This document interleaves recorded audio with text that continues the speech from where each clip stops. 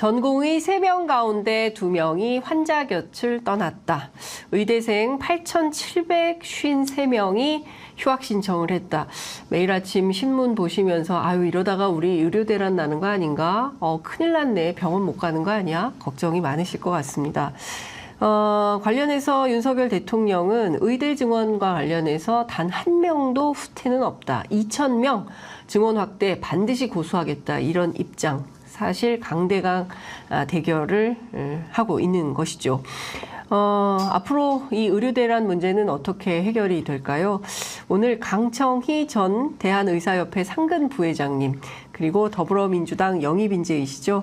22대 국회의원 후보이신 강청희 선생님 모시고 의료 문제 좀 들어보도록 하겠습니다. 어서 오십시오. 네, 안녕하십니까. 예, 네. 마이크가 너무 멀리. 예. 제가 정확하게 요새 받으셨죠? 지역구는 네네. 어디입니까? 강남을 지역입니다. 강남을 지역. 네. 예, 요새 좀 선거운동 좀 하고 계세요? 네, 다니면서 예. 좀 명함 나눠드리고. 명함 드리고. 네네. 분위기 어떻습니까? 분위기 좋습니다. 그래요? 네. 이번에 민주당 꼭 뽑아야지 이런 분들이 많아요? 그런 분은 드물고요. 그런 분들 제가 보면 참신한 이미지로 네. 인사를 드리니까 예. 호기심을 많이 갖고 보고 계십니다. 그렇구나. 제가 지금 명함 받았는데 강남이 뛴다. 강남 닥터. 네. 예, 강남 닥터 이렇게 딱 슬로건을 정하신 것 같은데 지역 주민들 중에 의사분들이 많으세요? 지역 주민 중에도 뭐 의료진 전문직 이런 계층 좀 많이 새로 입주를 들어오셨죠. 개포동이 재개발이 되면서 예, 개포동이 네네. 예. 재건축하고 나서 이제 많이 이주가 됐고 기존에 사시는 분들도 되게 전문직 종사자가 꽤 있습니다. 네. 그렇구나. 저희는 이제 드라마 네. 낭만 닥터 김사부 이렇게 네, 들었는데 강남 닥터 강청입니다. 강청이 이렇게 들어야 될 것 같습니다. 이거 좀 여쭤볼게요. 정말 일촉즉발 위기 네네. 상황으로 가는 것인지 걱정이 좀 되고 있는데요. 이 4년 만에 다시 또 왜냐하면 2020년 문재인 정부 당시에도 그때 400명 늘리겠다고 했다가 막 난리가 나가지고 그때 이제 코로나 전국이기도 하고 네네. 그래서 결국 이제 정부가 후퇴를 했었는데 네. 이번에 윤석열 대통령 택도 없다 이제 아주 강대강으로 뭐 다 구속 수사하겠다 뭐 네. 면허 취소 다 해버린다 뭐 이렇게 하고 있습니다. 지금 상황 좀 어떻게 보고 계세요? 저는 참 납득이 좀 안 가는 상황이라고 생각하고요. 네. 의료인의 한 사람으로서 일단 이런 사태가 벌어지게 된 데 대해서 책임을 느끼고 국민 네. 여러분께 좀 유감의 말씀을 올리겠습니다. 근데 그 정부가 과연 네. 2,000명이라는 숫자를 딱 지정을 해놓고 네. 한 명도 양보 못하겠다고 하는 정책 수행 방식이 어디서부터 발상이 온 것인지 참 궁금합니다. 네. 그리고 저희가 지금 상식적으로 좀 이해가 안 가는 부분이 네. 의사를 앞으로 어떤 의사를 더 필요로 하기 때문에 공공의료에 뭐 일할 의사 아니면은 지역사회에 일할 의사 네. 아니면은 대형병원이나 대학병원에 스페셜리스트를 키워서 희귀질환이나 네. 고난도의 수술을 할 수 있는 사람 예. 이런 좀 필수 의료 종사자를 더 만들기 위해서 예. 증원 정책을 치밀하게 설계하고 예. 하는 것이 아니라 무턱대고 2,000명 하면 알아서 분산이 되겠지. 네. 이런 기대를 가지고 예. 낙수 효과에 대한 어떤 잘못된 허상을 예. 여기도 적용을 해서 예. 무리한 정책 수행을 하는데 그걸 반대하니까 네. 구속하겠다. 그건 이런 정책 수행 방식은 처음 본 것 같아요. 그래서 의료계도 이거를 반대하는 방식이 과연 파업, 그다음 휴학, 네. 그다음에 사직 이런 방식으로밖에 저항할 수 없는 그런 현실이 참 암담하기도 하고요. 네. 사실 대화로 풀 수 있는 문제를 네. 왜 이런 상황까지 서로 극으로 치달았는지 의아합니다. 네. 그 의도가 숨은 의도가 있을지 예. 그것도 좀 궁금하고요. 네. 그러니까 대체로 총선용 아니겠냐라는 네네. 비판이 좀 있긴 한데요. 제가 근데 팩트 체킹 차원에서 이것 좀 여쭤볼게요. 35살 의사 네. 연봉이 네. 4억이다. 네. 예. 그 무슨 근거에서 나왔는지 모르겠고요. 네, 오늘 민주당 국회의원인 신현영 의원이 네. 뭐 십몇 년 차면 1억 받는다 이제 이런 입장을 밝혔어요. 그러니까 일단 돈 잘 버는 직군으로 의사를 해야 돈을 잘 벌 수 있다. 네. 이미 틀린 그게 말은 아니죠. 깨졌죠. 저희가 깨졌습니까? 의과대학을 진학할 때 제가 진학할 때가 30년 전입니다. 네. 그때 봉급하고 네. 지금 봉급하고 크게 차이가 좀 없다고 느끼고 있는데 물가 상승률 대비했을 때 예전에 제가 처음 봉직이로 나온 게 98년도거든요. 네. 그때 당시에 월 한 1,000 정도 이제 수입을 되게 봉급으로 받았는데 월 1,000만 원이요. 네네. 예. 그랬을 때 30년 전에? 그렇죠. 예, 예. 아니 그게 98년이니까 몇 년이 되나요? 30년 30년이 되나요? 30년은 안 되고 예, 예. 그때가 그렇게 됐었고요.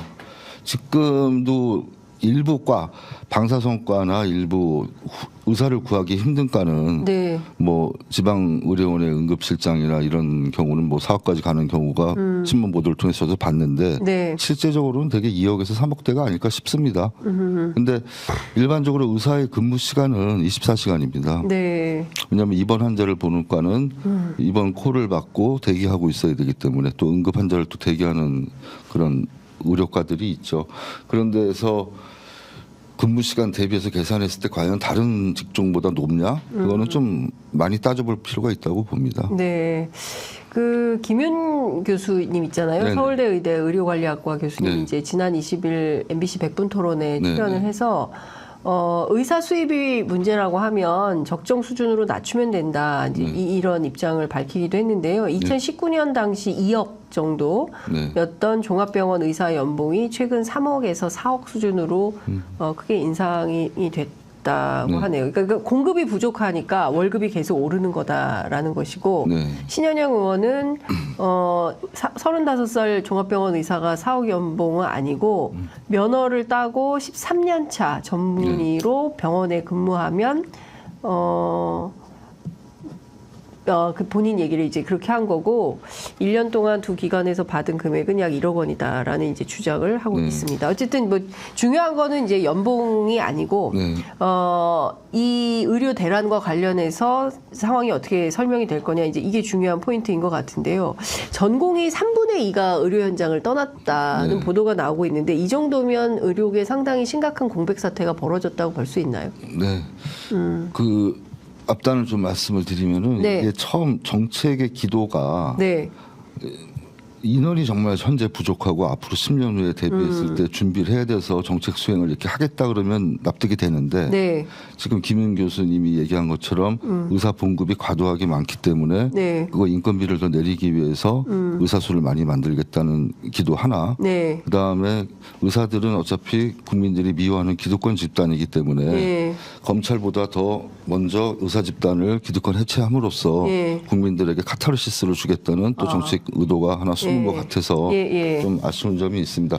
전공의가 원래 빠져나가도 정상적인 대형 병원이나 정상적인 대학병원이라면 유지가 돼야죠. 근데 우리가 지금 파행적인 운영을 하는 이유가 의료 수가 체계가 원가를 보전해주는 수가가 못 되기 때문에 적은 인건비를 갖고 있는 전공의를 많이 활용을 함으로 해서 사실은 병원 운영이 되고 있는 것이거든요. 네. 그렇기 때문에 전공의가 지금 상태 같은 경우에 빠져나갔다 그러면 실제적으로 수술이나 또 입원 환자 관리에 많은 어려움이 있을 것으로 예상이 됩니다. 예.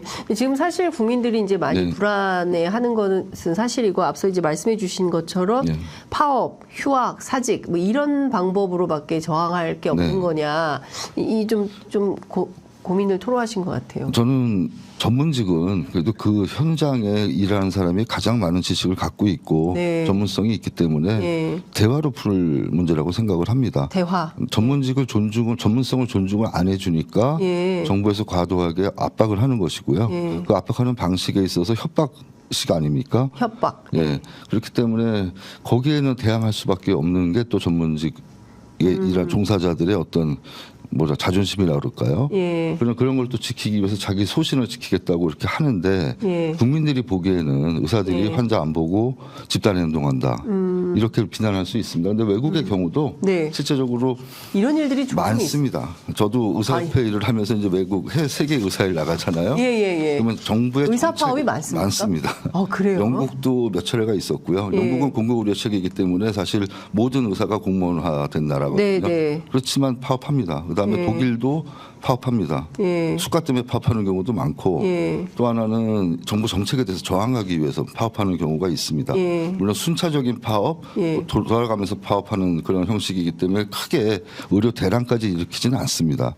이스라엘도 몇 차례 파업을 통해서 본인들이 주장했던 어떤 의사 대우나 의료진의 그 대우 문제를 또 개선했던 그런 사례들이 서로 공유되고 있기 때문에 우리가 원격 의료하고 의료 영리화에 반대해서 2013년도, 14년도에 파업을 한번 했죠. 하루. 네, 네. 근데 그때도 공정거래위원회에서 처벌을 받지 않은 이유가 예. 재판 결과 의료 정책에 잘못된 정책에 대해서 경제적인 이익을 취하지 않고 하는 집단 행동은 법적으로 문제가 없다고 판시를 한 바 있습니다. 네. 그렇기 때문에 의사들이 자결권 행사하는 거를 무조건 윤리적으로 나쁜 놈들 이렇게 보실 건 아니고요. 네. 왜 그런 상황이 됐는지에 대해서 보다 심도 높은 고민과 좀 탐구가 필요하다고 네. 생각합니다. 그러니까 중요한 포인트는 의료 개혁인데 네네. 이게 감정이 충돌하는 대목들이 막 생기고 있는 것 네네. 같아요. 일단 앞서 말씀드린 그 MBC 100분 토론에서 네. 의료계 측 대변을 하기 위해서 출연한 네. 이동우 경기도 의사회장 혹시 아는 분이십니까? 뭐 대강은 알고 있는데 좋아하는 사람은 아닙니다. 좋아하는 사람은 아닌데 이분이 무슨 말을 했냐면 지역의사제를 하게 되면 그 성적이 많이 떨어지는 인재를 뽑을 수밖에 없다. 그 반에서 20등, 30등 하는데도 의대를 가고 의무 근무를 시키고 이런 거를 국민들이 원하지 않는다. 그러니까 반에서 20, 30등 하면은 최하위권인데 이런 사람들이 의사가 돼가지고 국민들이 진료받는 걸 원치 저는 않는다. 그거는 절대 동의하지 않습니다.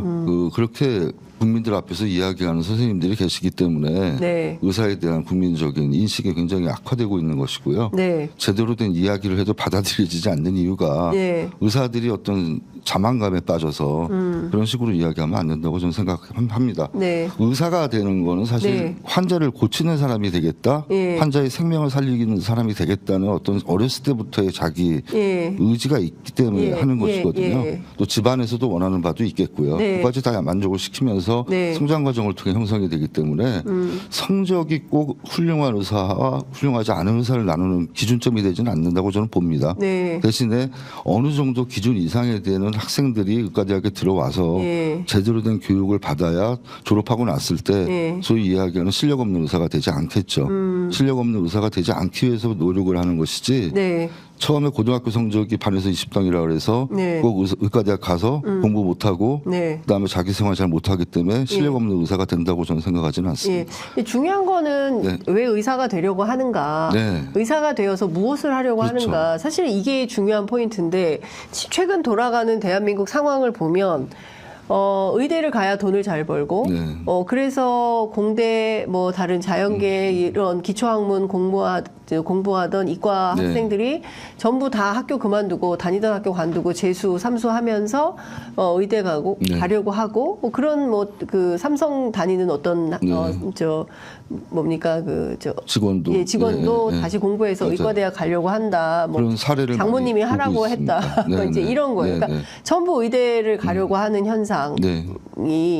이게 참 사회가 잘못된 거라고 네. 보여지. 의사 하고 싶은 사람이 의사를 해야 되는데 네. 공부 잘하면 의사 되고 의사 돼서 돈 잘 벌고 네. 전부 피부 성형으로 가고 네, 네. 뭐 이런 방식으로 대한민국 의료가 귀착되는 이걸 어떻게 바꿔야 됩니까? 의료 제도도 바꿔야 되지만 사회 변혁이 좀 필요하죠. 사회 변혁. 네, 예, 왜 예. 그러냐면 지금 정부가 의사를 때려잡는 모습을 보이면서 국민들한테 어떤 시원한 느낌을 주고 예. 의사 해봤자 소용없어 이런 감정을 심어주기 위해서 하는 거라면 네. 그거는 긍정적인 효과가 있겠죠. 어느 정도. 근데 아시다시피 의과대학을 선호하는 이유는 의사가 정년이 없고 예. 끝까지 자기 어떤 일을 할 수가 있는 예, 또 예. 장점이 있고 예. 또 한 가지는 의업이라는 것 자체가 필수적인 거기 때문에 네. 결국은 누구나가 다 필요해서 한 번은 찾게 되는 게 병원 아니겠습니까? 네. 그런데 대한 희소성도 물론 있습니다. 그래서 그 두 가지 때문에 이제 우리 의사 지원하면 평생 잘 먹고 잘 살겠다 네, 이런 네. 부모님들의 기대가 있는데 네. 실제로 하는 사람들은 굉장히 힘듭니다. 왜냐하면 환자 생명을 다루는 게 이렇게 뭐 쉬운 일은 아니고요. 그렇죠. 법적인 책임도 있고 예. 그다음에 거기서 수익 창출한다는 부분이 영리화가 돼 있지 않은 상황에서는 정해진 수가를 받아서 네. 그 정해진 수가 내에서 이제 직원 월급도 주고 운영해야 되는 네. 부분이 있어서 결국은 피부 미용으로 자꾸 빠지는 이유는 예. 수가가 정해지지 않은 부분, 비급여 시장을 비급여. 개발해서 그쪽으로 예. 빠지는 것이고요. 예. 그래서 그런 게 왜곡되는 의료의 하나의 흐름이기 때문에 네. 저도 이렇게 사실 의사 떠나가지고 한 10년 정도 사회활동을 하게 된 이유가 예. 그런 왜곡에 있습니다. 의료 왜곡이 되는 현상을 어떻게 바꿀 의료 것인가. 왜곡. 예. 근데 문제는 이게 다른 자연계통 학문하는 사람들, 네. 그다음에 그 일반 기업체 과학 뭐 예. 기술 쪽이나 이런 자연공학 쪽이나 네. 이런 쪽에 전망이 밝고 평생 직장이 보장이 된다면 누구나 그런 걸 찾겠죠. 네. 근데 우리나라 산업 자체가 지금 침체돼 있고 네. R&D 예산도 삭감하는 추세고 그렇죠. 그 과학자들도 다 현장을 떠나고 있고 네. 이런 상황에서는 다 의대로 또 몰릴 수밖에 없는데 예. 왜 의사를 늘려서 그런 인력을 흡수하겠다는 발상을 정부가 했는지 저는 상당히 그게 의아했어요. 그다음에 네. 학부형들은 좋아합니다. 재수생 지금 한 2만 5천 명 정도가 의대 준비를 하고 있었는데 학원 거기에 원장님들이 돈을 더 엄청 잘 버는 거 좋아. 아닌가요? 예. 그 작년에는 무슨 사학 쪽에 그 학원들 카르텔을 잡겠다 그러더니 네. 이제는 의사 카르텔로 넘어와서 네. 이상하게 사학을 더 키워주는 사교육을 더 키워주는 그런 상황이 됐는데 네. 그랬을 때 많은 인력이 의사가 됐지 만약에 된다고 가정해서 네. 매년 5천 명씩 배출이 됐을 때 과연 그 사람들은 어디 가서 무슨 일을 할 것인가 고민해봐야죠. 네. 근데 선생님 이런 건 네. 어떻게 보십니까? 그 복지부가 OECD 통계, 보건 통계 인용해서 발표를 했는데요. 2021년 기준으로 한국 인구 1,000명당 임상에서 활동하는 의사가 2.6명. 여기는 한의사가 포함됩니다. 네네. 그러니까 의사 한의사 포함해서 2.6명. 그러니까 한의사 빼면 더 낮아지는 거예요. OECD 평균이 3.7명인데 거기보다 30%가량 적다. 그러니까 OECD 30개국 가운데 멕시코가 2.5명인데 멕시코 다음으로 우리가 의사 숫자가 적다. 그리고 지금 보면 간호 인력도 네. 마찬가지인데 인구 1,000명당 8.8인데 OECD가 9.8이니까 한 10% 정도 더 낮다. 이제 이런 통계가 나와 있습니다. 그리고 우리가 갈수록 노인 인구가 많아져서 뭔가 돌봄 차원에서 의료 인력의 확대 편성이 필요한 거 아니냐. 이런 주장도 있는데 그건 어떻게 보세요? 그거는 뭐 필요한 부분이 있어요. 근데 네. 공공의료 체계가 잘 시스템화돼 있다 그러면 네. 외국 사례하고 똑같이 OECD 기준에 맞춰서 가는데 네. 한 가지 우리가 여기서 유념할 점은 우리나라는 OECD 국가들하고 다른 의료 체계를 갖고 있습니다. OECD 국가들 중에 상위층에 있는 국적 네. 쪽의 예. 국가들은 예. 되게 공공의료 중심의 의료 체계를 공공의료. 갖고 네. 예. 그다음에 그 우리 쪽은 일본이나 뭐 저희나 거의 비슷한데 예. 행위별 수가에 기반한 예, 행위별수가. 예, 예, 의료 체계를 갖고 있어서 미국도 그렇고요. 근데 그게 숫자로만 해서 얘기할 거는 아니고 사실 병상 수도 우리나라가 제일 많습니다. 많아요. 예, OECD 기준에서 예, 보면 예. 병상은 사실 줄이려면 의사도 줄여야 됩니다. 예. 그런 입장에서 예, 보면 예. 그래서 이게 의사만의 인력을 논할 게 아니라 아까 예. 말씀하신 것처럼 간호 인력이 의사 한 명당 예. 진료할 때 2명을 되게 이야기하거든요. 예, 그러니까 의사 한 명당 간호 인력 둘이 있어야 그렇죠. 된다. 예. 그래야 제대로 된 예, 진료 보조가 예, 이루어지고 예, 예, 수술도 할 수 있기 때문에 네, 네. 그랬을 때 간호 인력은 어떻게 앞으로 충당할 것인가? 5천 명이 되는 의사 인력에 맞춰서 네. 간호 인력도 따라가야 되는데 예. 그럼 간호 인력 확보에 대한 대책도 또 마련을 해야 되거든요. 예, 그러면 의사 2,000명을 뽑겠다고 하면 네. 간호 인력은 최소 6,000명 이상 확보가 돼야 원래는 되는 6천 명을 거예요. 더 뽑겠다는 계획이 나왔고 예, 예. 그러니까 그 계획이 좀 실현 가능성이 없다 이렇게 자꾸 얘기들을 하는 이유가 네, 네. 너무 그림을 잘못 그린 그림을 가지고 명수를 정하고 그걸 강요하고 있기 때문에 네. 그런 거는 정책 수행 방식이 아니죠. 네. 문재인 정부에서 네. 매년 400명씩 늘리자라고 주장을 했었잖아요. 네. 그러다가 하여튼 의사들의 파업과 반대로 네, 네. 결국은 그게 안 되는데 그러면 대한민국 의사들은 지금 요 체제 3,058명이죠. 네네. 3,058명 체제로 계속 가야 된다 이런 겁니까? 요새 많이 생각이 바뀐 것 같습니다. 아, 그래요? 예전에는 의사 절대 늘리면 안 된다는 이유가 네. 다 아실지 모르겠지만 의학 분업을 할 때 2000년대에 그렇죠. 엄청 큰 투쟁을 했죠. 서로 예. 정부하고 많이 싸우고 분업하면 네. 안 된다고 예. 그러고 그걸 이제 정부 쪽에서 잘 마무리하면서 네. 김대중 정부가 제시했던 게 게 의약분업 예외 지역도 두고 그다음에 의학 병원에서는 어느 정도 좀 약을 또 분출할 수 있게 해주고 그런 것도 해준 대신에 또 한 가지는 의대 정원을 깎아줬어요. 의대 정원을 감을 해줬습니다. 그때 삭감을 했어요. 그러니까 우리 김영삼 정부 때 의대 신설을 많이 했거든요. 지역에. 그거는 지역의 어떤 그 약간 파퓰리즘적인 게 있겠죠. 지역의 어떤 소망에 대해서 부응을 해가지고 많이 하다 보니까. 근데 그건 지금도 있는 거죠. 한꺼번에 많은 인력이 나갔고 그 대학을 없앨 수는 없으니까 거기서 정원수를 깎았습니다. 그 깎는 통에 이제 3,058명이나 숫자가 나왔고요. 그게 잘못된 거죠. 사실 DJ가 그때 잘못한 건가요? 그때 정부 복지부가 잘못한 거죠. 복지부가. 왜 그러냐면 의사들한테 그런 걸 시그널을 준 겁니다. 의사 수를 감해줌으로써 니네한테 이익을 주겠다는 거 아닙니까? 어떻게 보면 깎아준 만큼 수가는 많이 못 올려주지만 시장에서 경쟁할 대상을 줄여주겠다는 시그널을 준 것이고요. 그렇기 때문에 그게 한동안 이어졌죠. 이어지면서 지금 오늘날까지 왔는데 지금은 경제사회적으로 많이 다양해지면서 의사들이 활동할 수 있는 분야도 많아지고 그다음에 어떤 바이오나 이쪽의 신산업에 대한 욕구도 크기 때문에 또 공공의료도 우리나라가 워낙 취약하니까 앞으로 돌봄이나 어떤 복지를 수행하는 데서 필요한 의료 인력이 반드시 필요하거든요. 이런 쪽에 대한 이제 수요가 있어서 문재인 정부가 그런 아마 안을 냈던 걸로 저는 기억을 하는데 거기에 대해서 반대했던 이유 중에 제일 큰 거는 지역의사제, 공공의대 뭐 이런 부분이었다고 생각을 하고요. 그다음 지역의 의과대학 신설 문제가 아마 같이 들어있던 걸로 알고 있습니다. 되게 의사들이 싫어하는 거는 지역의과대학 신설 문제를 굉장히 싫어해요. 왜 싫어하느냐? 서남대 사건이 있었기 때문에. 서남대 사건이요? 네, 서남대가 광주 지역에 유지가 이제 대학을 하나 만들고 의대를 신설을 했는데 허허 벌판에 건물만 지어놓고 학원식 강의를 하고 졸업생들 배출하다가 대학병원이 없으니까 그 결국은 제대로 수련을 못 받고 각 병원에 분산이 돼서 전북대학으로 흡수가 됐어요. 전북대학으로. 그래서 그런 사태가 있으면서 그 학부형들이 의협에도 찾아가서 데모하고 학교 만들어 놓고 아무것도 정부가 책임지지 않으면 여기 들어온 입학생은 뭐냐. 그 사태가 한번 있은 후로 지방의 의과대학을 신설할 때 좀 더 엄격한 기준과 잣대를 들이대야 된다. 그런 이야기가 있고 지금도 목포 지역이나 뭐 창원이나 이런 데 수요 얘기가 많지 않습니까?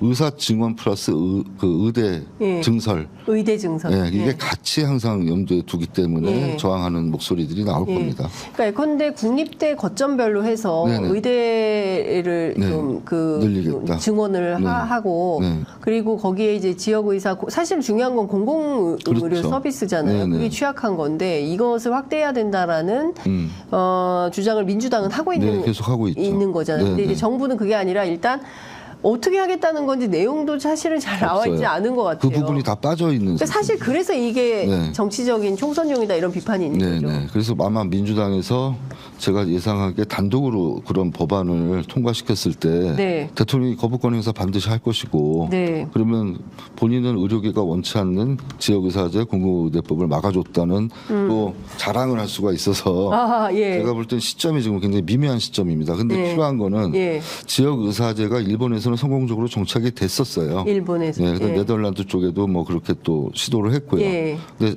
네덜란드는 성공했다는 이야기는 제가 못 들었습니다. 거기 왜 그런가요, 그럼? 거기 좀 뭐 여러 가지 뭐 시험 안 보고 뭐 입학시켜주고 뭐 이런 제도도 만들고 여러 가지를 했는데 시험을 안 보고 어떻게 입학시켜주고 그냥 학교 성적 갖고 그냥 들어가고 학교 성적으로 그렇지만 좀 혜택을 많이 줬다 그래요. 근데 그건 좀 실패를 했고 지역 의사제에서 하나 좀 저희가 유념할 부분은 이제 지역 면허라는 제도거든요. 지역 면허? 그 지역 의사가 만약에 뭐 A라는 지역에 의과대학을 졸업하고 그 지역에 이제 종사하게 만들면 다른 데 옮겨갈 수 없게 제한하는 거 아닙니까? 그러니까 예컨대 뉴욕주 변호사 뭐 이런 컨셉인가요? 그런 옛날에 한지 의사라 그래서 예를 들어서 정식 의사가 되기 위해서 의료 불모 지역, 그러니까 옛날에는 그 의사가 없는 지역이 좀 있었죠.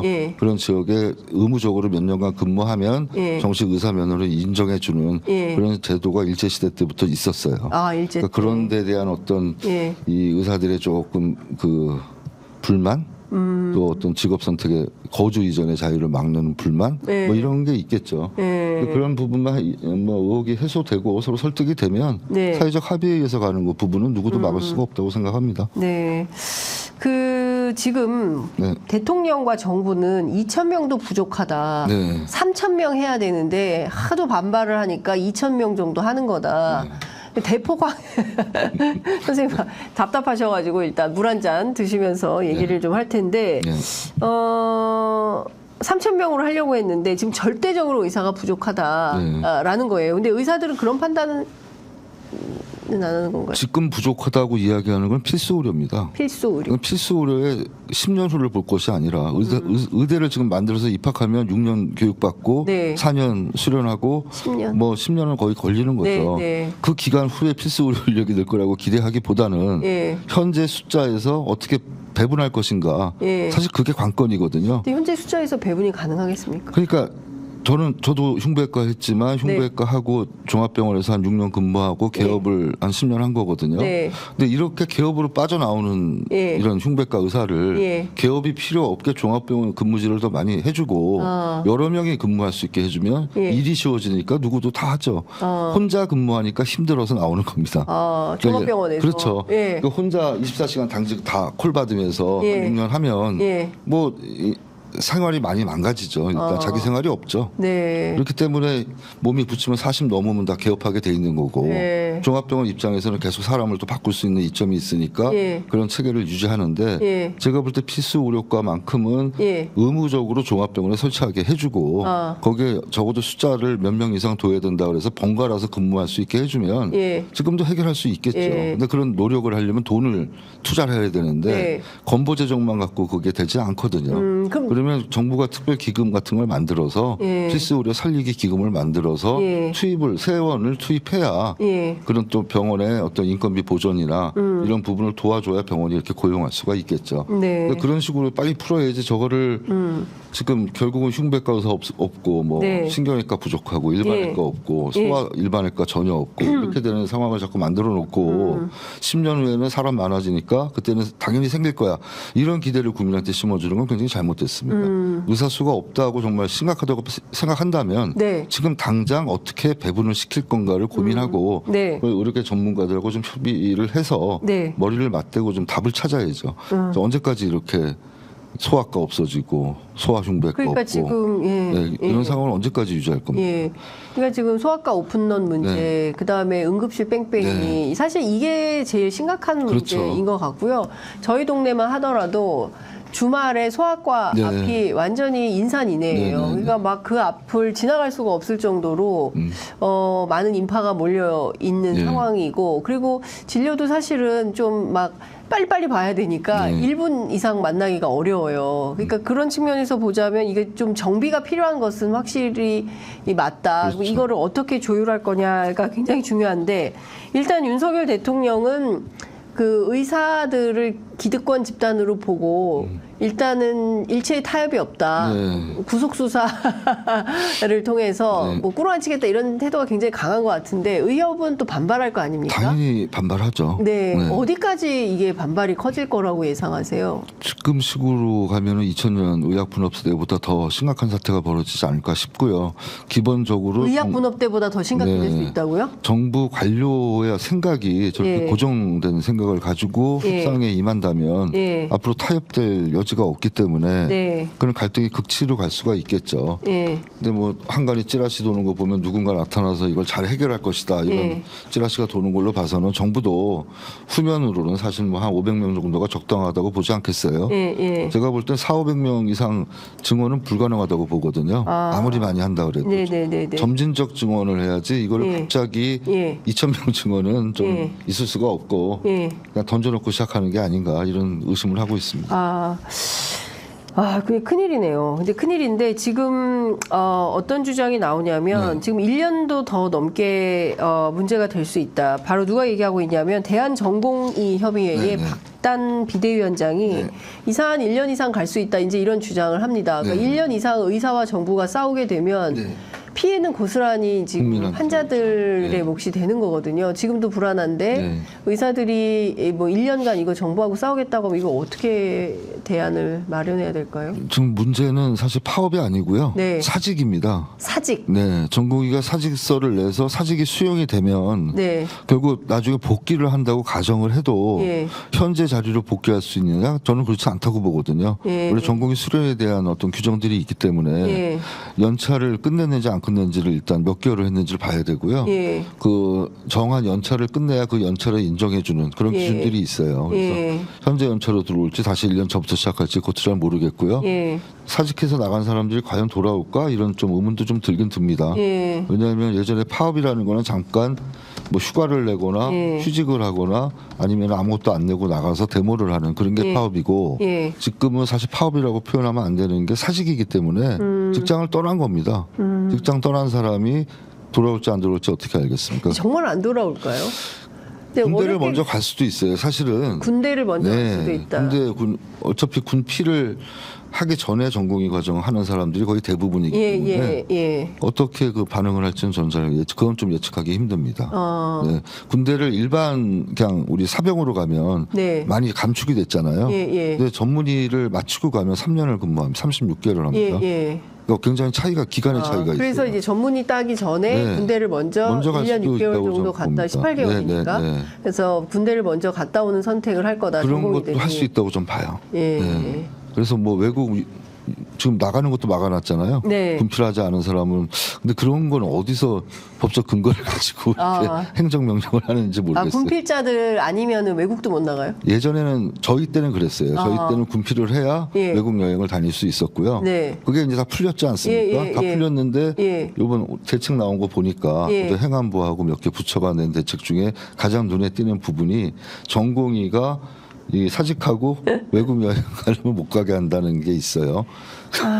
어디서 나온 건지 모르겠습니다. 지금 당장 그 수술 날짜 잡아놓으신 분들 그리고 특히 암 환자분들 이런 분들은 정말 정말 하루하루가 피가 마르는 상황인데 이게 환자들의 생명권, 국민의 생명권을 가지고 의사들이 다 사직하고 이렇게 하는 게 오냐. 정말 잘못된 거죠. 뭐 그걸 어떻게 보면 잘못된 선택들을 서로 하고 있다고 봐요. 국민 건강권을 지킬 제1 의무는 사실 정부한테 있고요.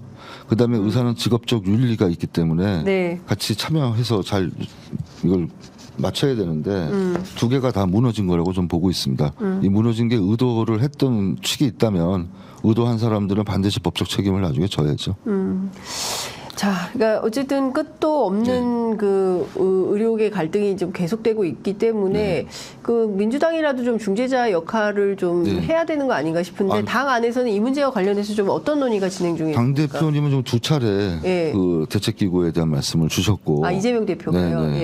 근데 또 뭐 내부에서는 여러 가지 논란이 좀 있는 걸로 알고 있습니다. 어떤 논란이 있습니까? 시기의 문제, 그다음에 야당의 한계라는 문제, 그다음에 지금 의료계가 야당하고 민주당하고 이렇게 친화적으로 정책 수행을 해오지 않았기 때문에 민주당이 하려고 하는 뭐 지역 의사제라든지 공공의대에 대한 의료계 입장이 불분명한 상태에서 민주당이 나서도 되겠느냐 하는 그런 이야기들이 나오고 있어서 그걸 떠나서 일단 국민 건강권을 지키는 주체가 정부 의사만 있는 건 아니고 각 정당들도 책임이 있기 때문에 정당과 시민사회가 좀 같이 하는 협의체를 하나 크게 구성을 해서 이거는 반드시 풀어줘야지 정치적 해결 없이 그냥 극에서 극으로 치닫는 갈등을 오래 끌고 가는 거는 맞지 않다. 저는 그렇게 보고 있고요. 그 역할이 주어진다면 저도 열심히 참여해서 의료계하고 소통하고 조율하는 역할을 하고 싶습니다.